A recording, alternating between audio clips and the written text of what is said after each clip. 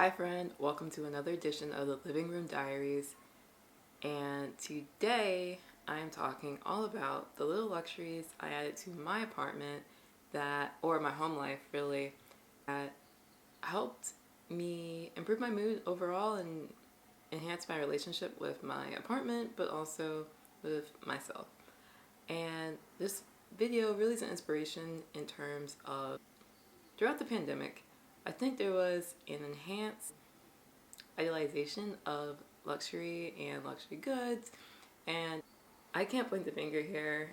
There's definitely at times where I splurged on luxury goods, on home goods, but just in general. So it's more so of a re-examination of how there are certain things where we overlook them because there's a lot of items here that are free or pretty low cost, and that really helped me. So if you're curious to find out, be sure to stay tuned for the whole video. Item number 1, and that is decluttering. And I think it's the one that is the easiest said and the hardest to do. One, because who actually wants to do this massive effort of decluttering their closet or stuff in their house or apartment that no longer serves you? And I know for sure this was something that I was too lazy to do, but then ultimately I kept on listening to different podcasts and everyone kept saying the same thing. When you feel as though your mind is cluttered or the same things keep on reverberating in your mind, sometimes decluttering is something that's going to be helpful because you kind of empty your mind out. And for me, I did this in the sense of I went through my closet, took out everything that I still kind of wore through high school that I still was able to wear, but realized that it no longer served my style needs anymore. And also some other things that I just didn't like in my apartment and didn't want. And that was a very fun process, and I think I went overboard, but it was really helpful. Number 2, rearrange furniture. Yeah, it's not fun either. In 2021, I was living in a 469 square foot apartment, modern aesthetics and everything, but there was just an underlying sense of I was unsatisfied in that apartment. And one day I got so overwhelmed by my dissatisfaction by the space that my living area particularly, I rearranged the whole thing on a Sunday. And I actually found that I found a bit more square feet, like a very tiny amount. Also, I like that area. I like the layout a lot better than the previous layout. Number 3 is to open the window. That's right, fresh air. For this one, I would say in 2021, I started to open the window while I was completing grad school work at home, just because it was a way to fill empty noise. But then I guess in 2022 sometime, I was watching a BTS vlog, and one of the members, RM, had talked about how he opens the window as soon as he wakes up in the morning. And I was like, alright, let me try this in terms of seeing if that'll help me transition and get started earlier in the day. And I have found it gives me more of the, okay, I'm ready to work mood. So I do think it's a good tip to try out. Number 4, candles. So I started candles really because in 2021 I was looking for ways to kind of de-stress some, and people kept on recommending diffusers online. And so I went out to Target, bought a diffuser, and I bought eucalyptus scent because I heard that was a scent to kind of de-stress. And I just found that the diffuser, for whatever reason, was giving me like an underlying feeling of being overwhelmed. And it was increasing the more time I would use for it. So I quickly gave up on the diffusers just because I felt more stressed out when I was using it.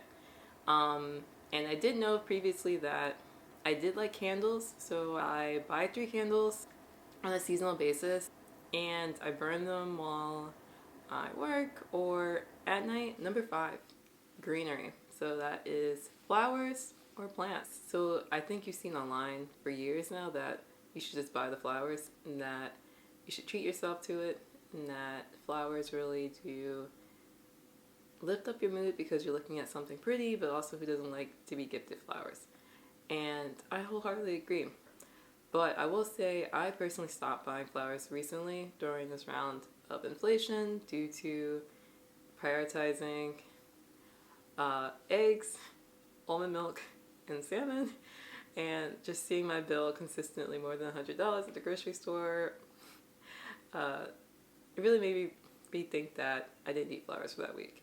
Also, with flowers, I found that I was getting more satisfaction from candles, so that's part of the reason why I don't really mind spending a bit more for candles, because I kind of stopped buying flowers. I'll still buy them during special occasions if I feel like it, or if I see something that's nice. I still look for flowers every week. I just decide I just don't feel like buying them this week. Also, I will say, if you are interested in flowers, make sure to get to Trader Joe's or Whole Foods or your local flower shop. I found that, at least in my area, by 12 o'clock, the collection left over is usually not as great.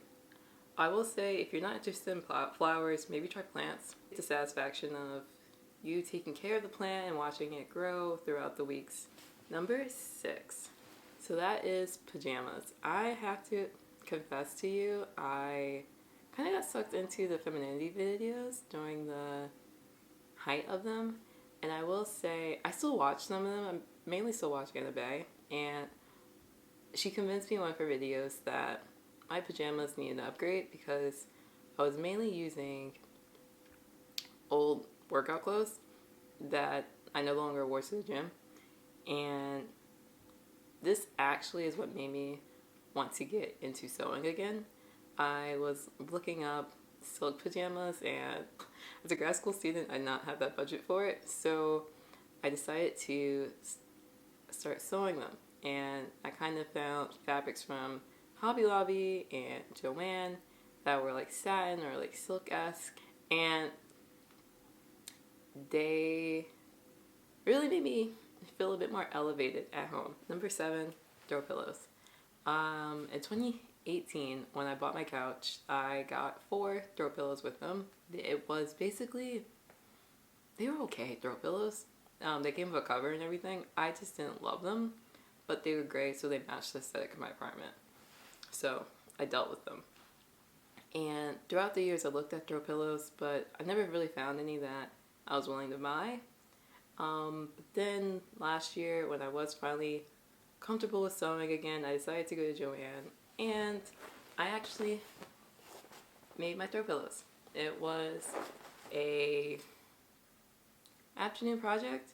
I think I'm actually going to make a video on that, and I think it really elevated how the couch looks, but then also how my apartment looks in general.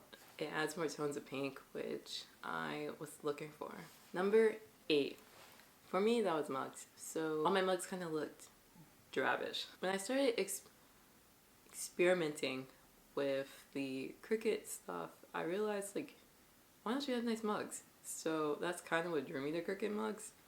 And now I've gotten more used to Cricut, and I've learned more about what fusible inks they have, or now as I recently got into sublimation, I started making my own mugs, and I really enjoy them, and I think that they add more flair to my space and a bit more personality than the New York Starbucks mug that I had used for years. Number 9, a teapot. Earlier this year, I got into watching K-dramas, and one of the dramas I watched was Crash Landing on You. Throughout, like, they were drinking with teapots, and I have a tea kettle, and I boil my water with the tea kettle, but before I was boiling the water for each cup of tea I was having, but really the teapot has really made me feel a bit more sophisticated in terms of drinking my tea with a teapot, but it has cut down on the number of times that I am boiling water throughout the day, and also I feel like it's a sneak for me drinking more water because I have definitely started to drink more tea. So number 10, a coffee machine. So in 2021, I got bored of my Keurig machine. I felt as though my coffee tasted the same. I used the same creamers, and I really tried experimenting, but it got boring. And coffee, especially in the morning, is one of my most favorite moments of the day, and I just wanted something to enhance that. So I kind of did some research and decided to buy an espresso machine just because I wanted more espresso based drinks. I thought about an espresso, but ultimately decided I didn't want to use the pods anymore, and that's why I went with a full espresso machine. I love my machine. It's the most expensive item on the list for sure, but in the land of coffee, I found that that's actually a budget espresso machine. I do think this machine also helps me save money because I drink 2 to 3, sometimes 4. I know that's bad. Coffees a day, and honestly, it helps me get through the day. So, and I'm not spending as much money on coffees.